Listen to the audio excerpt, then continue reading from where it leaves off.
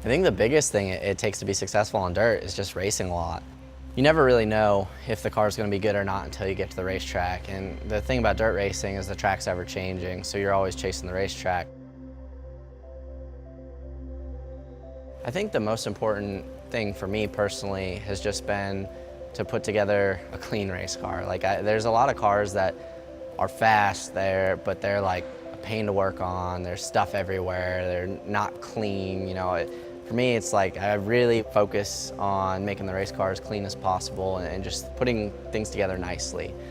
So you spend a lot of time getting everything aesthetically pleasing and like bolts the right length. Really just putting together a nice race car that's not kind of hacked together. Something that's just really nice is a big part of it for me.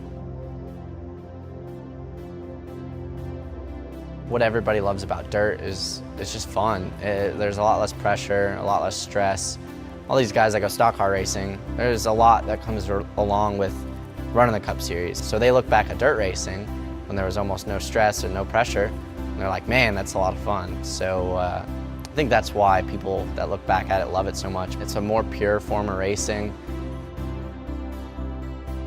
Valvoline's been awesome to work with. It's such a cool DIY brand, and that means a lot to me because obviously I work on my own stuff. From the grassroots level all the way to the Cup level, they're huge supporters, so it's always cool to have Valvoline on board.